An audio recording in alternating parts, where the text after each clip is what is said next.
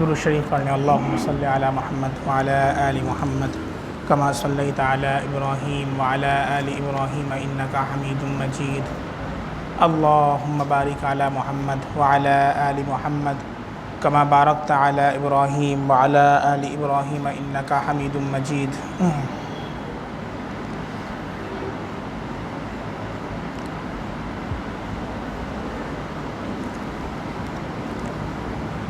الحمدللہ وسلام علی عبادہ الذین اصطفیٰ۔ قال الشیخ الحافظ ابو عیسیٰ محمد بن عیسیٰ بن سورہ الترمذی باب ما جاء فی خلق رسول اللہ صلی اللہ علیہ وسلم۔ اخبرنا ابو رجاء قتيبة بن سعيد عن مالك بن انس عن ربيعة بن ابي عبد الرحمن عن انس بن مالك رضي الله عنه انه سمعه يقول كان رسول الله صلى الله عليه وسلم ليس بالطويل البائن ولا بالقصير ولا بالابيض الامهق ولا بالآدم ولا بالجعد القطط ولا بالسبط بعثه الله تعالى على رأس 40 سنة فأقام بمكة 10 سنين وبالمدينة 10 سنين فتوفاه الله تعالى على رأس 60 سنة وليس في رأسه ولحيته 20 شعرة بيضاء۔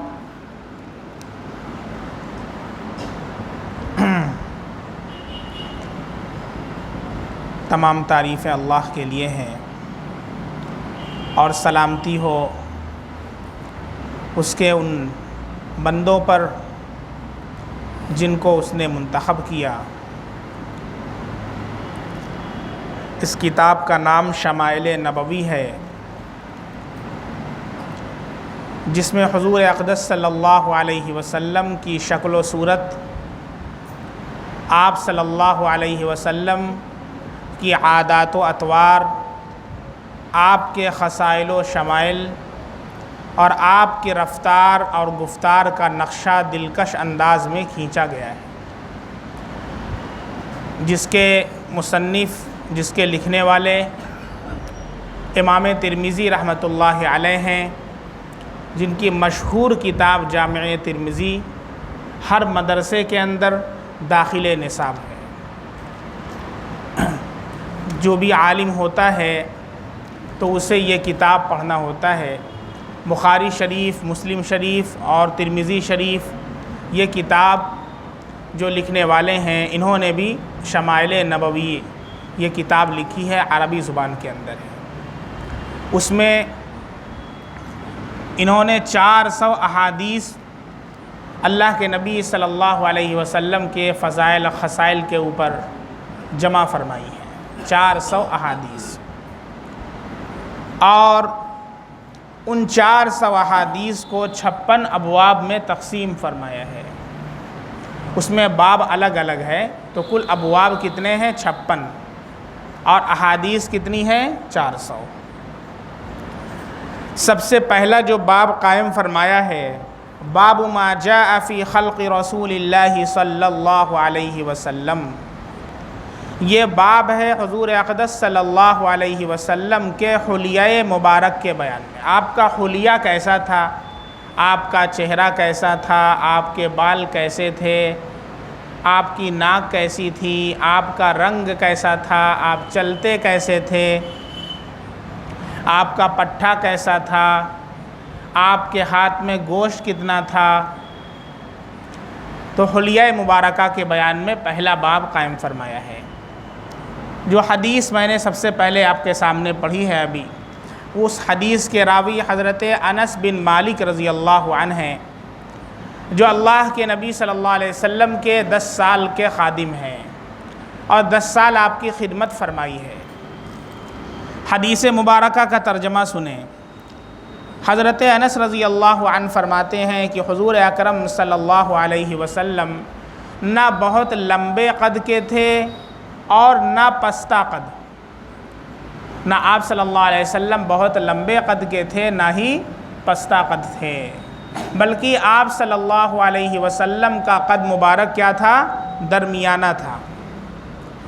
آپ کا قد مبارک درمیانہ تھا، نہ بہت لمبے ٹال تھے اور نہ ہی بالکل چھوٹے تھے، قصیر مطلب پستہ قد، بلکہ درمیانہ قد کے تھے۔ اور نیز رنگ کے اعتبار سے نہ بالکل سفید تھے، اب یزل امحق، عربی میں بولا جاتا ہے چونے کا کلر جو ہوتا ہے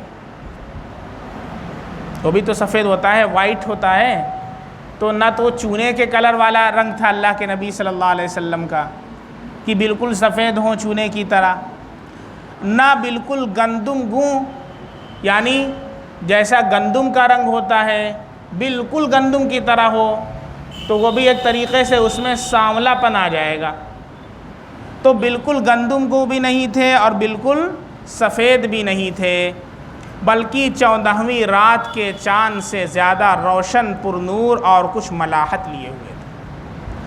ملاحت جانتے ہیں کسے کہتے ہیں؟ ملاحت بولتے ہیں ایسا چہرہ کہ جسے ایک بار دیکھے تو دوسرے بار دیکھنے کی تمنا ہو، دوسری بار دیکھے تو تیسری بار دیکھنے کی تمنا ہو، اسے کیا بولتے ہیں؟ ملیح۔ ایسے شخص کو کیا بولتے ہیں؟ ملیح۔ ایک موقع پر اللہ کے نبی نے ارشاد فرمایا کہ یوسف جو تھے، حضرت یوسف علیہ السلام، وہ خوبصورت تھے، حسین و جمیل تھے، اور اللہ نے مجھے ملیح بنایا۔ ملیح کا مطلب ملاحت، نمکینیت لیے ہوئے، کہ صحابہ کرام جب دیکھتے تو دل نہیں بھرا کرتا تھا، جتنی بار دیکھتے اتنی مرتبہ پھر دیکھنے کی تمنا ہوتی۔ تو نہ بالکل سفید تھے نہ بالکل گندم گوں تھے، بلکہ دونوں کے درمیان میں ایسا رنگ تھا کہ جو ملاحت لیے ہوئے تھا۔ 14ویں رات کے چاند کی طرح چمکتا ہوا میرے نبی کا چہرہ تھا۔ اب بال کے بارے میں فرماتے ہیں حضور اقدس صلی اللہ علیہ وسلم کے بال نہ بالکل سیدھے تھے نہ بالکل پیچ دار، بالکل سیدھے بال بھی نہیں تھے جیسے ہم لوگوں کے ہیں، اور نہ بالکل گھنگریالے تھے، بالکل پیچ دار ہوں، پیچ پہ پیچ پڑا ہو، ایسا بھی نہیں تھا۔ تو کیا تھا؟ ہلکی سی پیچیدگی تھی اور تھوڑا سا گھنگریالہ پن تھا، تھوڑی سی پیچیدگی اور تھوڑا سا گھنگریالہ پن تھا، بالکل سیدھا بھی نہیں تھا، بالکل گھنگریالہ بھی نہیں تھا۔ یہ خوبصورتی کی علامت ہوتی ہے۔ ولا بالجعد القطط ولا بالسبط بعثہ اللہ تعالی علی رأس 40 سنہ، 40 برس کی عمر ہو جانے پر حق تعالی جل شانہ نے آپ صلی اللہ علیہ وسلم کو نبی بنایا ہے۔ نبوت کتنے سال میں ملی ہے؟ 40 سال کی عمر کے اندر نبوت ملی ہے۔ اور پھر حضرت انس رضی اللہ عنہ فرماتے ہیں فَأَقَامَ بِمَكَّةَ 10 سنین وَبِالْمَدِينَةِ 10 سنین، پھر 10 برس مکہ مکرمہ میں رہے۔ اس مدت کے درمیان میں حضور صلی اللہ علیہ وسلم کے اوپر وحی بھی نازل ہوتی رہی۔ اس کے بعد 10 سال مدینہ منورہ میں قیام فرمایا، اور پھر 60 سال کی عمر میں حضور صلی اللہ علیہ وسلم نے وصال فرمایا۔ اس وقت آپ کے سر اور آپ کی داڑھی مبارک میں 20 بال بھی سفید نہ تھے۔ ہمارے نبی صلی اللہ علیہ وسلم کا وصال ہوا ہے تو آپ کے سر اور آپ کی داڑھی میں دونوں میں ملا کر کے 20 بال بھی سفید نہیں تھے، بلکہ اس سے کم تھے۔ اس کا مفصل بیان ایک دوسرے باب کے اندر آئے گا، باب ما جاء فی شیب رسول اللہ صلی اللہ علیہ وسلم۔ اس میں 56 ابواب ہیں، تو یہاں تو حلیے کا بیان ہے، تو ایک الگ سے اس پر امام ترمذی رحمۃ اللہ علیہ باب قائم فرمائیں گے کہ حضور اقدس صلی اللہ علیہ وسلم کے کتنے بال سفید تھے، تو اس کے بارے میں جو احادیث ہوگی وہاں پر جمع فرمائیں گے۔ اب اس حدیث کے سلسلے میں کچھ باتیں ہیں۔ سب سے پہلی چیز کہ اس میں ہے کہ اللہ کے نبی صلی اللہ علیہ وسلم نہ بالکل لمبے تھے نہ بالکل پستہ قد تھے، بلکہ درمیانہ تھے۔ آپ کا قد مبارک کیا تھا؟ درمیانہ تھا۔ لیکن دوسری روایتوں میں آتا ہے کہ اللہ کے نبی صلی اللہ علیہ وسلم جب صحابہ کے بیچ کھڑے ہوتے تھے، صحابہ کی جماعت میں آپ کھڑے ہوتے تھے، تو سب سے زیادہ بلند نظر آتے، سب سے زیادہ بلند نظر آتے۔ تو بلند تو وہی نظر آئے گا جو سب سے زیادہ لمبا ہو، اور اس روایت میں آ رہا ہے کہ اللہ کے نبی صلی اللہ علیہ وسلم بہت لمبے نہیں تھے اور نہ بہت پست قد تھے، بلکہ درمیانہ تھے۔ جب درمیانہ تھے تو سب صحابہ کے درمیان آپ سب سے لمبے کیسے نظر آتے تھے؟ دونوں کے درمیان تعارض نظر آ رہا ہے، اسی لیے پڑھا جاتا ہے استاذ کے پاس، اسی لیے پڑھا جاتا ہے۔ آپ کو ایک تعارض نظر آ رہا ہے نا، ایسے لاکھوں تعارض پیش آتے ہیں، لیکن جو حدیث کا ایکسپرٹ ہوتا ہے، جو محدث ہوتا ہے، محدث کا مطلب حدیث کا حافظ ہوتا ہے، وہ ان تعارض کو دور کرتا ہے، جس کی نظر تمام احادیث کے اوپر ہوتی ہے، اس سلسلے کے اوپر ہوتی ہے کہ جس سلسلے کے ساتھ اللہ کے نبی صلی اللہ علیہ وسلم سے وہ حدیث چلتی ہوئی ہم تک آئی ہے، اس پورے سلسلے کے اوپر اس کی نظر ہوتی ہے۔ اسے بولتے ہیں فن اسماء الرجال۔ یہ بھی تنہا اللہ رب العزت کا فضل اور کرم ہے کہ صرف اسلام وہ مذہب ہے کہ جس کے اندر فن اسماء الرجال کا وجود ہے۔ اس کے علاوہ دنیا کے اندر کوئی ایسا مذہب نہیں ہے جس کے اندر یہ فن پایا جاتا ہو اور اس پر بحث ہوتی ہو۔ فار ایگزامپل، کوئی بھی کتھا آپ کو سنائی جا رہی ہے تو وہ کتھا آپ کو کس نے سنایا، اور آپ سے پہلے اس نے کس سے سنا، اور اس نے کس سے سنا، اور اس نے کس سے سنا، اور اس نے کس سے سنا، اور یہ پورا سلسلہ اللہ کے نبی صلی اللہ علیہ وسلم تک جائے، اور درمیان میں جتنے روات آتے ہیں ان روات کے اوپر باقاعدہ کتابیں لکھی گئی ہیں۔ مان لیجئے یہ حدیث، اللہ کے فضل سے جتنی حدیث میں آپ کو پڑھ رہا ہوں، ان ساری احادیث کی مجھے اللہ کے فضل سے اجازت حاصل ہے، اور میرا سلسلہ جا کے اللہ کے نبی سے ملتا ہے، اجازت ملتی ہے تب جا کر کے حدیث بیان کرنا ہوتا ہے۔ سب سے بڑا سلسلہ شیخ عوامہ کا ہے۔ شیخ عوامہ جو میرے استاد مدینہ منورہ کے اندر مقیم ہیں، بہت بڑے عالم، سب سے بڑے عالم ہیں، وہ پورے ورلڈ کے لیول کے بہت بڑے محدث، تمام احادیث کے حافظ ہیں۔ اس وقت بھی مدینہ کے اندر بہت بڑا مقام شیخ عوامہ کا ہے۔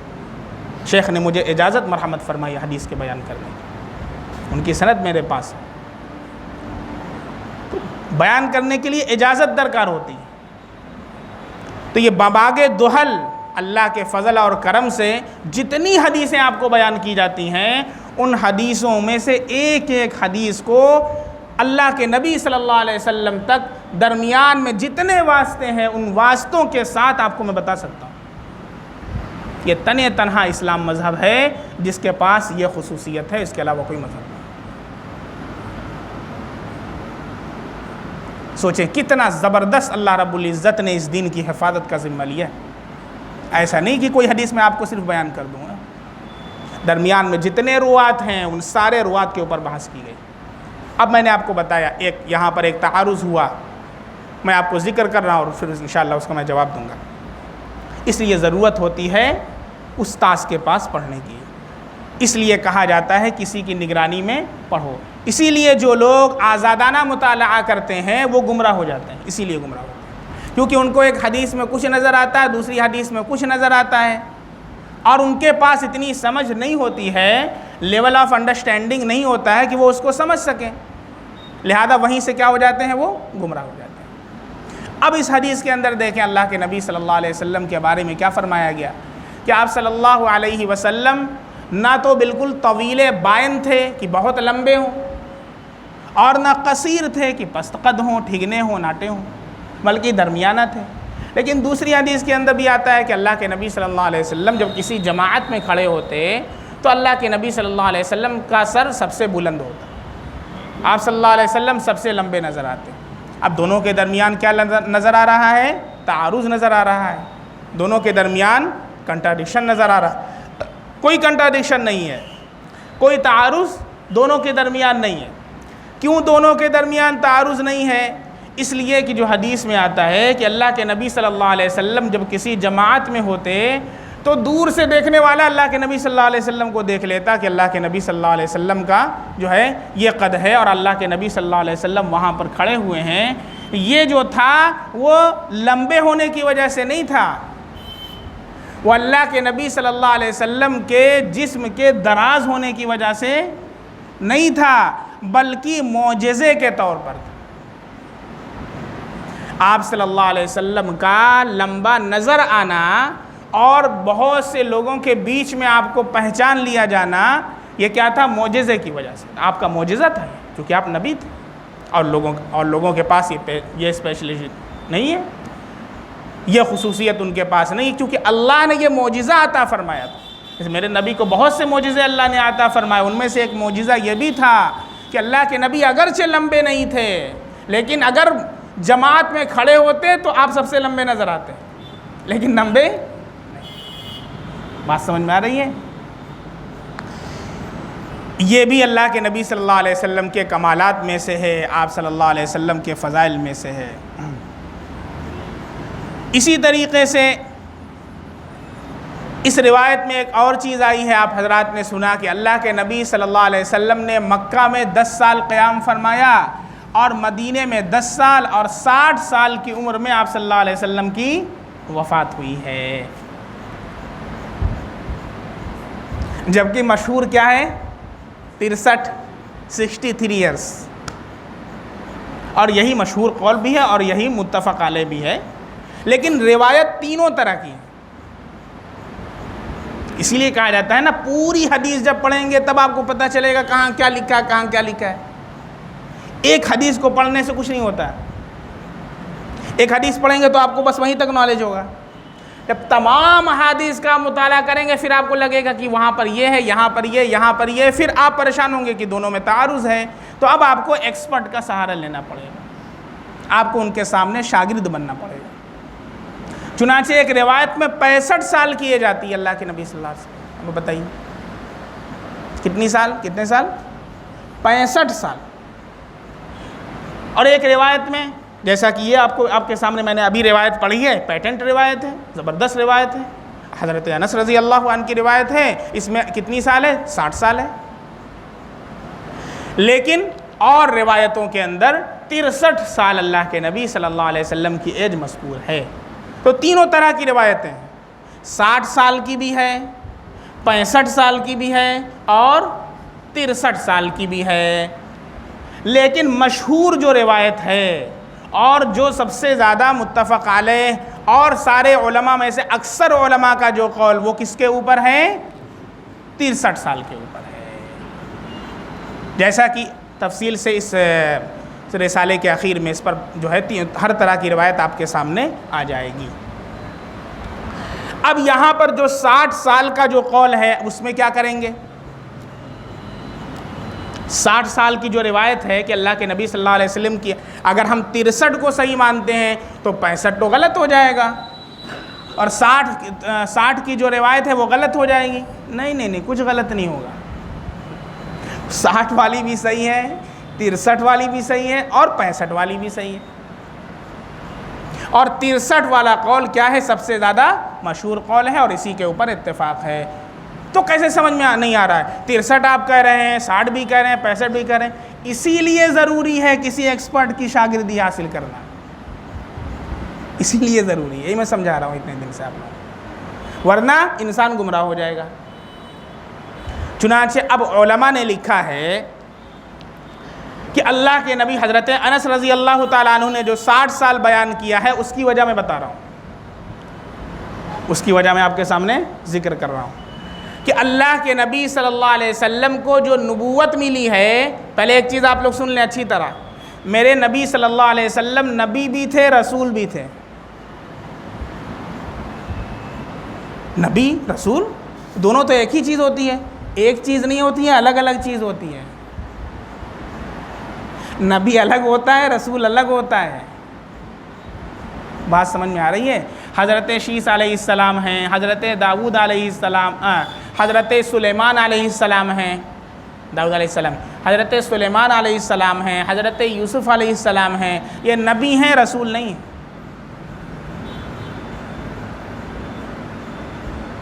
یہ نبی ہیں، رسول نہیں ہیں۔ میرے نبی نبی بھی ہیں، رسول بھی ہیں۔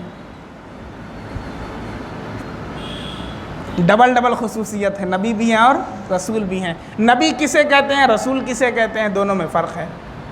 نبی اسے کہا جاتا ہے اس شخص کو جسے اللہ رب العزت نے اپنے بندوں کی ہدایت کے لیے منتخب کیا ہے اور اسے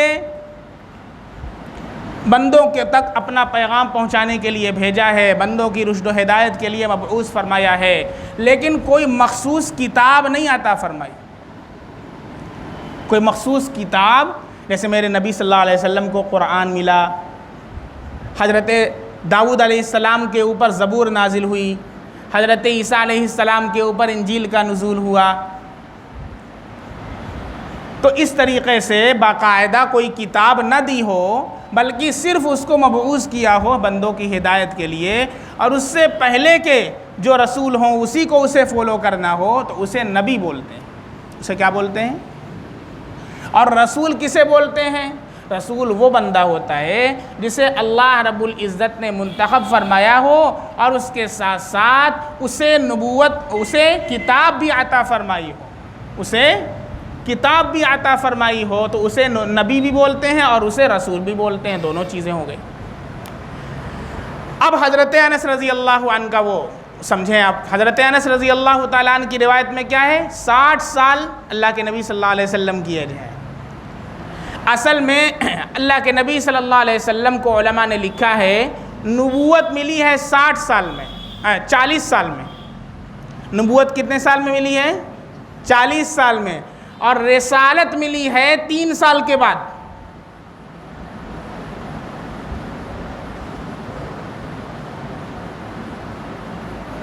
تھوڑا گہرا تو نہیں ہو رہا ہے؟ ہاں، اوور لوڈ جہاں ہوگا بتا دیجیے گا، کیونکہ بہت سی چیزیں آپ یہاں پر ایسی سنیں گے جو کہ آپ کو کہیں نہیں ملی ہوگی، تو آپ لوگ ہو سکتا ہے تھوڑا سا اوور لوڈ ہونے لگے، تو تھوڑا سا برداشت کیجیے گا، انشاءاللہ دھیرے دھیرے سب برابر ہو جائے گا۔ نبوت کب ملی ہے؟ 40 سال میں، اور رسالت کب ملی ہے؟ 43، جب آپ صلی اللہ علیہ وسلم 43 برس کے تھے۔ حضرت انس رضی اللہ عنہ نے جو کاؤنٹ کیا ہے وہ 43ویں کے بعد سے کاؤنٹ کیا ہے، تو کتنا ہوا؟ 60 سال ہوا۔ اللہ کے نبی صلی اللہ علیہ وسلم کو جو کاؤنٹ کیا ہے وہ کتنے اس سے کاؤنٹ کیا ہے؟ رسالت سے کاؤنٹ کیا ہے، تو کتنا ہو گیا؟ 60 سال، 3 سال کم ہو گیا۔ جو روایت میں آتا ہے، اچھا ایک تو یہ جواب ہو گیا، دوسرا بھی جواب علماء نے لکھا ہے کہ بعض مرتبہ ایسا ہوتا ہے کہ کسر کو شمار نہیں کیا جاتا۔ اب یہ کسر کون سی وبا آ گئی؟ کسر میں آپ کو بتا دوں، جیسے 60 ہے، 60 اسے بولتے ہیں جفت۔ کیا بولتے ہیں؟ جفت، جوڑا ہے نا۔ 61 جو ہے یہ کیا ہو گیا؟ طاق ہو گیا، یہ کسر کہا جاتا ہے۔ یہ کیا کہا جاتا ہے؟ 63، یہ کسر ہو گیا، اسے نہیں شمار کیا جاتا۔ تو بعض مرتبہ کسر کو چھوڑ دیا جاتا ہے، پورا جو نمبر ہے اسے لے لیتے ہیں۔ تو ہو سکتا ہے حضرت انس رضی اللہ عنہ نے اس قاعدے کا خیال کرتے ہوئے اس حدیث میں جس کے اندر یہ کہا کہ اللہ کے نبی صلی اللہ علیہ وسلم کی جو وفات ہوئی ہے وہ 60 سال کے اندر ہوئی ہے، تو اس کے اندر 3 جو آگے آ رہا تھا وہ کسر کو شمار نہ کیا ہو اور پورے نمبر کو آپ نے لے لیا ہو، اس لیے اللہ کے نبی صلی اللہ علیہ وسلم کی ایج کتنی بتلا دی؟ 60 سال بتلا دی۔ اب کوئی اعتراض ہو رہا ہے؟ اچھا، جس روایت میں آیا ہے 65 سال، اس کا کیا کریں گے؟ اس کا جواب علماء نے یہ لکھا ہے 63 سال پر تو اتفاق ہے۔ اصل میں جس روایت میں 65 سال ہے تو اس کے اندر اللہ کے نبی صلی اللہ علیہ وسلم کی ولادت والا سال اور اللہ کے نبی صلی اللہ علیہ وسلم کی وفات والا جو سال ہے اس کو بھی پورا شمار کر لیا۔ نہیں سمجھ میں آ رہا ہے؟ دادا کو آ گیا ہے۔ جس سال ولادت ہوئی ہے اس کو بھی پورا شمار کر لیا، اور جس سال وفات ہوئی اس کو بھی پورا سال شمار کر لیا۔ 2 سال بڑھ گئے نا، کتنا ہو گیا؟ 65 ہو گیا۔ ان دونوں کو گرا دیجئے، کتنا ہو جائے گا؟ 63 ہو جائے گا، جو مشہور قول ہے۔ اس لیے تینوں میں سے کسی میں بھی تضاد نہیں ہے۔ کچھ بات سمجھ میں آ رہی ہے؟ چلیے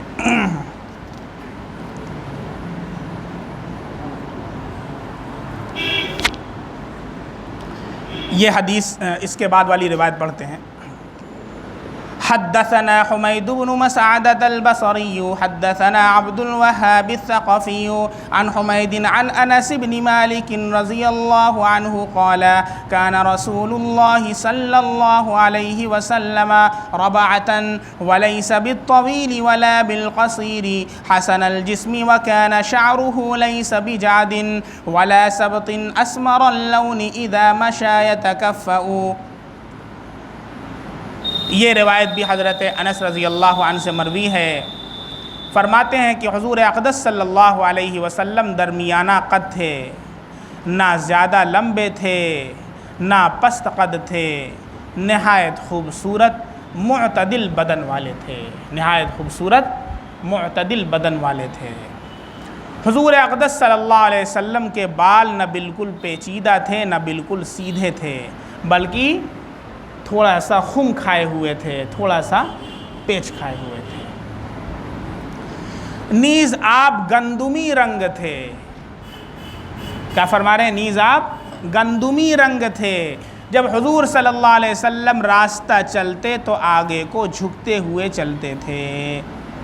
اب یہاں پر پھر تعارض نظر آیا۔ اس سے پہلی والی روایت میں حضرت انس رضی اللہ تعالیٰ عنہ نے کیا فرمایا ہے کہ آپ گندمی رنگ نہیں تھے۔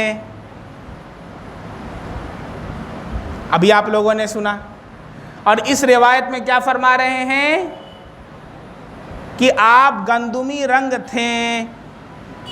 اب دونوں میں کیا ہو گیا؟ تعارض ہو گیا۔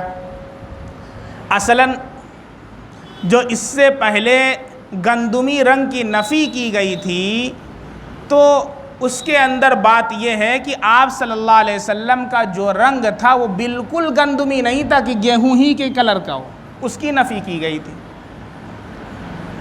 اور اس روایت میں جو گندمی رنگ کا اس بات ہے تو اس سے مراد یہ ہے کہ اللہ کے نبی صلی اللہ علیہ وسلم کا جو چہرہ تھا، اس چہرے کی جو خوبصورتی تھی اور روشنی تھی، اس روشنی کے اندر تھوڑی سی گندمیت بھی شامل تھی۔ گندمی رنگ جو تھوڑا سا تھا وہ بھی اس میں کیا تھا؟ شامل تھا، ملا ہوا تھا، پورا گندمی رنگ نہیں تھا۔ تو جہاں پر نفی کی گئی وہاں پر پورے گندمی رنگ ہونے کی نفی کی گئی ہے، اور جہاں پر اس بات ہے وہاں پر گندمی رنگ کے تھوڑے سے شامل ہونے کا اس بات ہے۔ اب اس روایت میں ایک اور لفظ آیا ہے کہ آپ صلی اللہ علیہ وسلم جب چلتے اذا مشا یتکفؤ، تو آگے کو جھکتے ہوئے چلتے۔ اذا مشا یتکفؤ، جب آپ صلی اللہ علیہ وسلم چلتے تھے تو آگے کو جھکتے ہوئے چلتے تھے۔ اب یہ لفظ جو یتکفؤ کا آیا ہے، اس کے ترجمے میں بھی علماء کے بہت سے اقوال ہیں۔ بعض لوگوں نے اس کا ترجمہ کیا ہے کہ تیز رفتاری کے ساتھ چلتے تھے، تیز رفتاری کے ساتھ چلتے تھے، بہت عورتوں کی طرح ناز و نخرے کے ساتھ ایسے ایسے نہیں چلتے تھے، بلکہ تیز رفتاری کے ساتھ چلتے تھے۔ بعض نے اس کا ترجمہ کیا ہے کہ آپ صلی اللہ علیہ وسلم جب چلتے تھے تو آگے کو جھکتے ہوئے چلتے تھے، تکبر کی وجہ سے سینے کو تانے نہیں رہتے تھے، بلکہ آپ کا جو سر ہوتا تھا وہ تواضع کی وجہ سے، انکساری کی وجہ سے جھکا ہوا ہوتا تھا۔ اور بعض شراح نے اس کا ترجمہ کیا ہے کہ قوت سے قدم اٹھاتے تھے، جب آپ چلتے تھے تو قدم طاقت اور قوت کے ساتھ اٹھایا کرتے تھے۔ یہ تینوں ترجمہ اس کا یتکفؤ لفظ کا کیا گیا ہے، عربی زبان کا لفظ ہے اور اس میں بہت وسعت ہے، جیسا کہ اس سے پہلے آپ کے سامنے بیان کیا گیا ہے، اور تینوں ترجمے کے اندر کوئی کنٹراڈکشن نہیں ہے، تینوں ترجمہ یہاں پر درست ہے۔ چنانچہ آپ صلی اللہ علیہ وسلم جب چلتے تھے تو آپ صلی اللہ علیہ وسلم تیز رفتاری کے ساتھ چلتے تھے، عورتوں کی طرح بہت زیادہ جو ہے ناز و نخرے کے ساتھ نہیں چلا کرتے تھے، بلکہ آپ صلی اللہ علیہ وسلم تیز رفتاری کے ساتھ چلتے تھے۔ اور اسی طریقے سے جنہوں نے یہ ترجمہ کیا کہ جھک کر چلتے تھے، تو یہ بھی درست تھا کہ اللہ کے نبی صلی اللہ علیہ وسلم جب چلتے تو آپ متکبروں کی طرح سینے کو تانے نہیں ہوتے تھے۔ اسی طریقے سے جنہوں نے اس کا ترجمہ کیا قوت کے ساتھ قدم اٹھاتے تھے، یہ بھی درست ہے کہ اللہ کے نبی صلی اللہ علیہ وسلم پیر کو گھسیٹ کر کے نہیں چلتے تھے۔ بعض لوگوں کو دیکھا جاتا ہے کہ وہ جو چلتے ہیں تو چپل کے گھسیٹنے کی آواز آتی ہے یا پیر کے گھسیٹنے کی آواز آتی ہے، تو میرے نبی صلی اللہ علیہ وسلم اس طریقے سے گھسیٹ کر کے نہیں چلتے تھے، بلکہ پیر کو قوت کے ساتھ اٹھا کر کے رکھا کرتے تھے۔ حدثنا محمد بن بشار يعني العبدي حدثنا محمد بن جعفر حدثنا شعبة عن أبي إسحاق قال سمعت البراء بن عازب يقول كان رسول الله صلى الله عليه وسلم رجلا مربوعا بعيد ما بين المنكبين عظيم الجمة إلى شحمة أذنيه عليه حلة حمراء ما رأيت شيئا قد أحسن منه۔ حضرت برا بن عازب رضی اللہ عنہ فرماتے ہیں کہ حضور اقدس صلی اللہ علیہ وسلم ایک مرد میانہ قد تھے، درمیانہ قد والے آدمی تھے۔ آپ کے دونوں مونڈھوں کے درمیان قدر اوروں سے زیادہ فاصلہ تھا۔ یہ مونڈھا اور یہ مونڈھا، اس کے بیچ میں جیسا عام آدمی کا فاصلہ ہوتا ہے کہ دو بتے سے کم ہوتا ہے، تو اللہ کے نبی صلی اللہ علیہ وسلم کا زیادہ فاصلہ تھا۔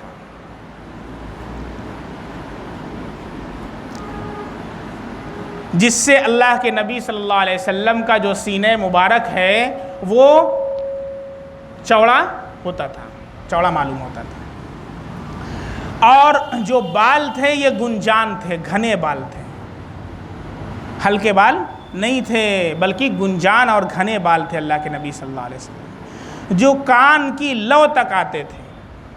ابھی اس پر پوری تفصیل سے بحث آئے گی کہ اللہ کے نبی صلی اللہ علیہ وسلم، وہ حدیث آئے گی تو وہاں پر انشاءاللہ اس کی ہم وضاحت کریں گے کہ اللہ کے نبی صلی اللہ علیہ وسلم جو بال رکھا کرتے تھے اس کی کتنی قسمیں تھیں اور اس کی کیا شکلیں تھیں۔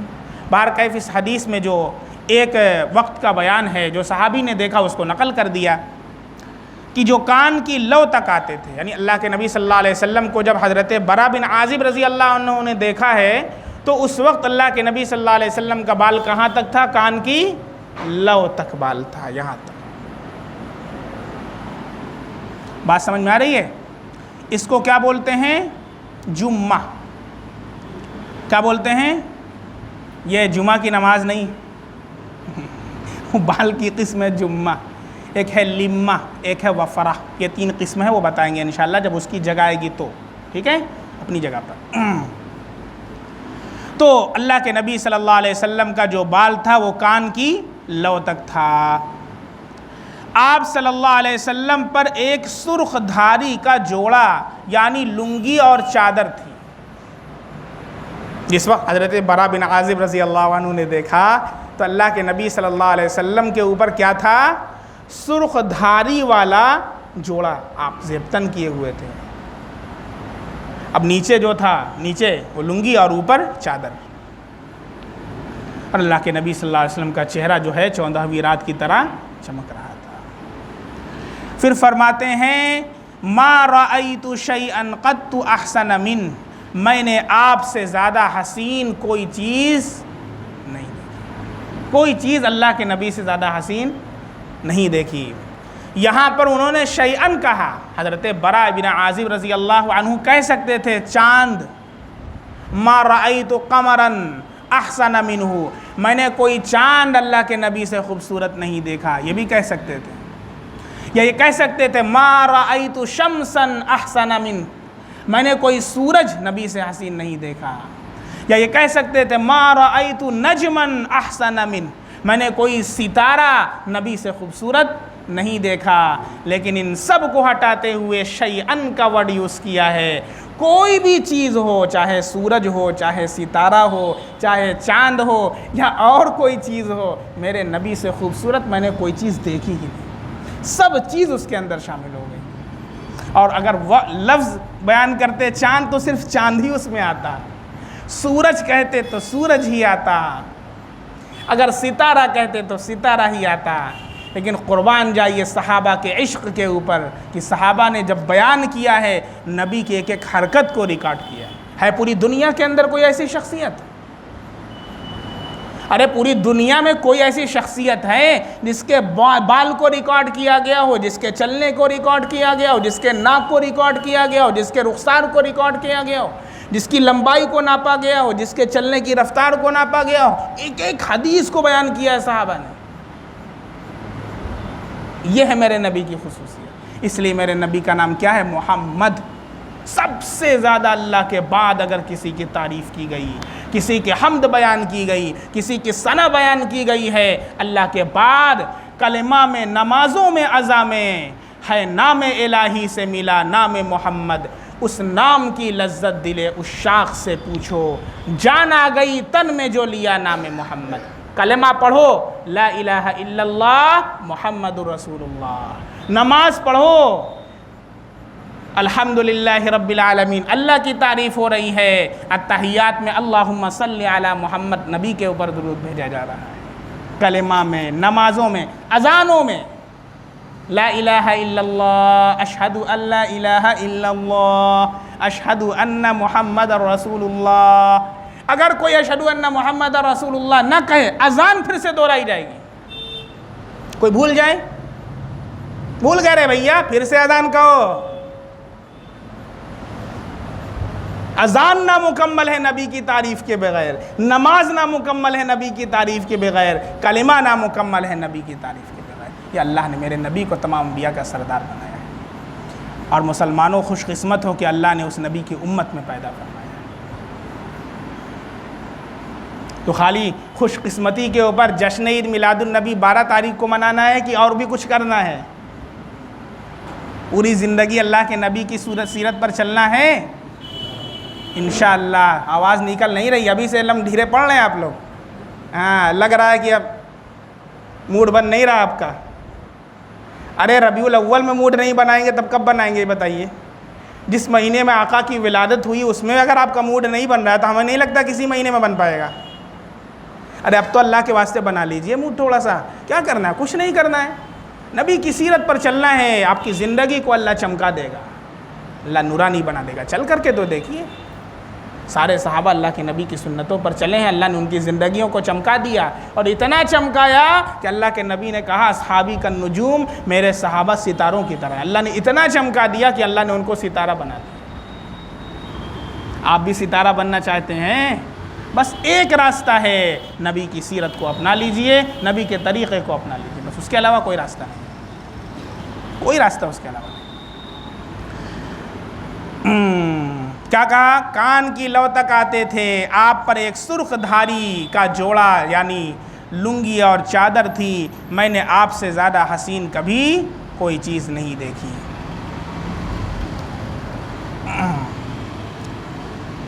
یہاں پر جو اس حدیث کے اندر آیا ہے کہ اللہ کے نبی صلی اللہ علیہ وسلم کے اوپر سرخ جوڑا تھا، تو یہ مراد نہیں ہے کہ وہ پورا لال کلر کا تھا یوگی جی والا، سرخ رنگ کی دھاری اس کے اوپر تھی، وہ لال نہیں تھا، وہ کیا تھا؟ سرخ رنگ کی دھاری اس کے اوپر پڑی ہوئی تھی۔ بات سمجھ میں آ رہی ہے کہ نہیں؟ اسی وجہ سے کچھ علماء نے جنہوں نے صرف اس کو دیکھا کہ بس سرخ رنگ کا کپڑا تھا، انہوں نے مطلقاً اس کی اجازت دے دی اور یہ کہہ دیا کہ لال کلر کا کپڑا پہننا مردوں کے لیے بالکل جائز ہے، جیسے اور کلر جائز ہے ویسے لال بھی جائز ہے۔ اگرچہ عورتوں کے لیے بالکل ممانعت نہیں ہے، وہ پہن سکتی ہیں، وہ کوئی بھی کلر پہن سکتی ہیں، کوئی بھی کلر ان کے لیے منع نہیں۔ اب اس میں جو منع کیا گیا ہے، بعض روایات کے اندر جو منع بھی کیا جاتا ہے، چنانچہ آج جمعہ کے بیان میں نے ایک حدیث بیان کی تھی، آپ لوگوں نے سنا ہوگا۔ حضرت عبداللہ بن عمرو بن عاص رضی اللہ عنہ ایک مرتبہ اللہ کے نبی صلی اللہ علیہ وسلم نے دیکھا تو وہ ایک چادر پہنے ہوئے تھے، جو چادر جو ہے وہ کسم کے رنگ سے رنگی ہوئی تھی۔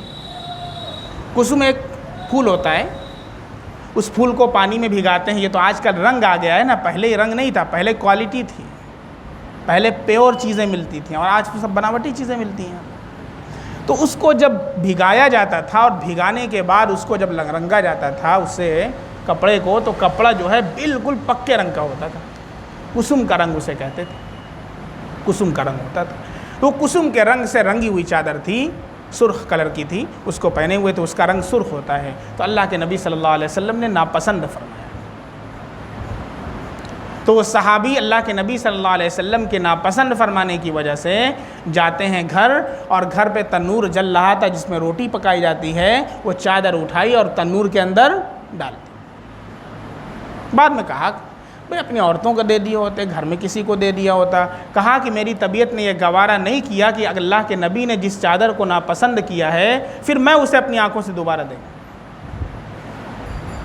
غیرت آ جاتی ہے, صحابہ کو یہ غیرت تھی. تو ممانعت وارد ہوئی ہے. بات سمجھ میں آ رہی ہے؟ اور اس کے اندر کیا ہے کہ اللہ کے نبی صلی اللہ علیہ وسلم خود پہنے ہوئے ہیں. تو جو روایت میں یہ ہے کہ پہنے ہوئے ہیں, تو وہاں یہ مراد نہیں ہے کہ پورا سرخ ہے, وہاں مراد یہ ہے کہ سرخ رنگ کی دھاری پڑی ہوئی ہے. کہیں کہیں سرخ رنگ کی, اس میں کیا ہے, پورا سرخ رنگ کا نہیں ہے. بات سمجھ میں آ رہی ہے کہ نہیں؟ تو اس وجہ سے کچھ لوگوں نے صرف اس روایت کو جو دیکھا ہے تو انہوں نے کیا کہہ دیا کہ سرخ رنگ کا کپڑا بالکل کیا ہے, جائز ہے, جبکہ ایسا نہیں ہے. اب اس سلسلے میں تھوڑی سی تفصیل ہے کہ اگر مردوں کے لیے کسم اور زعفران سے رنگا ہوا کپڑا ہے یا اس کلر کا ہے, کسم اور زعفران کے کلر کا ہے, تب تو وہ بالاتفاق ممنوع ہے اور منع ہے اس کا پہننا مردوں کے لیے. البتہ جو لال رنگ ہوتا ہے, سرخ رنگ ہے, وہ والا رنگ نہیں ہے, زعفران کے کلر والا. بات سمجھ میں آ رہا ہے کہ نہیں؟ اس کو کیا بولتے ہیں, وہ ورڈ ذہن میں نہیں آ رہا ہے, اس کو کیا بولتے ہیں, گیروا. وہ بالاتفاق ممنوع, وہ رنگ نہیں, سرخ کلر ہے. تو اس سلسلے میں 4 اقوال علماء کے ہیں, 4 اقوال. سب سے پہلا حرام, دوسرا مباح جائز, تیسرا مستحب, چوتھا مکروہ تنزیہی. اب کیا کریں ایسے موقع پر؟ میں نے اس سے پہلے پورا ایک بیان اسی پر کیا ہے کہ اللہ کے نبی نے فرمایا کچھ چیزیں حلال ہیں بالکل واضح ہیں, کچھ چیزیں حرام ہیں بالکل واضح ہیں. حلال کو اختیار کرو, حرام سے بچو. کچھ اس کے بیچ میں ہے جس میں کیا ہے, مشتبہات, شبہ اس میں ہے. اس سے کیا, جو اس کو اختیار کیا وہ حرام میں واقع ہو گیا, اور جو اس سے بچا وہ حرام سے بچ گیا. کیا ضرورت ہے, زندگی نہیں گزرے گی کیا, گزار لیجیے زندگی. بات سمجھ میں آ رہی ہے؟ بارکیف جو 4 اقوال تھے میں نے آپ کے سامنے نقل کر دیے. حدثنا محمود بن غیلان حدثنا وکیع حدثنا سفیان عن ابی اسحاق عن البراء بن عازب رضی اللہ عنہ قال ما رأيت من ذي لمة في حلة حمراء أحسن من رسول الله صلى الله عليه وسلم له شعر يضرب منكبيه بعيد ما بين المنكبين لم يكن بالقصير ولا بالطويل. حضرت برا رضی اللہ عنہ ہی سے یہ بھی روایت مروی ہے کہ میں نے کسی پنٹھوں والے کو سرخ جوڑے میں حضور اقدس صلی اللہ علیہ وسلم سے زیادہ حسین نہیں دیکھا. حضور اقدس صلی اللہ علیہ وسلم کے بال مونڈھوں تک آ رہے تھے. جب انہوں نے دیکھا تو مونڈھوں تک بال آ رہے تھے. آپ کے دونوں مونڈھوں کے درمیان کا حصہ ذرا زیادہ چوڑا تھا, یہ والا حصہ, اور آپ نہ زیادہ لمبے تھے نہ پست قد تھے بلکہ میانہ قد تھے, جیسا کہ اس سے پہلے آپ کے سامنے یہ بات بیان کی جا چکی ہے. حدثنا محمد بن إسماعيل حدثنا أبو نعيم حدثنا المسعودي عن عثمان بن مسلم بن هرمز عن نافع بن جبير بن مطعم عن علي بن أبي طالب رضي الله عنه قال لم يكن النبي صلى الله عليه وسلم بالطويل ولا بالقصير شثن الكفين والقدمين زخم الرأس زخم الكراديس طويل المسربة إذا مشى تكفؤا كأنما ينحت من صبب لم أر قبله ولا بعده مثله۔ حضرت علی رضی اللہ عنہ فرماتے ہیں کہ حضور اقدس صلی اللہ علیہ وسلم نہ زیادہ لمبے تھے نہ کوتاہ قد، ہتھیلیاں اور دونوں پاؤں پر گوشت تھے، گوشت سے بھرے ہوئے تھے۔ آپ کی جو ہتھیلیاں تھیں اور آپ کے جو پاؤں تھے وہ گوشت سے بھرے ہوئے تھے۔ مرد میں یہ خوبصورتی کی علامت ہے اور عورت کے اندر یہ بدصورتی کی علامت ہے۔ اگر مرد ہے تو مرد کے اندر یہ بہادری اور جو ہے شجاعت کی علامت ہے کہ اس کی ہتھیلی پرگوشت ہو، گوشت سے بھری ہوئی ہو، وہ مرد شجاع کہا جاتا ہے۔ اور اس کا کیا ہے، اس کا جو پاؤں ہو وہ بھی پرگوشت ہو۔ تو میرے نبی صلی اللہ علیہ وسلم کی ہتھیلی بھی پرگوشت تھی اور آپ کے دونوں پاؤں بھی گوشت سے بھرے ہوئے تھے۔ حضور اقدس صلی اللہ علیہ وسلم کا سر مبارک بھی بڑا تھا۔ آپ کا سر مبارک کیا تھا؟ بڑے سائز کا تھا، اور اعضاء کے جوڑ کی ہڈیاں بھی بڑی تھیں۔ آپ صلی اللہ علیہ وسلم کے جو اعضاء ہیں، اعضاء کے جو جوڑ تھے، اس کی بھی ہڈیاں کیا تھیں؟ بڑی بڑی تھیں۔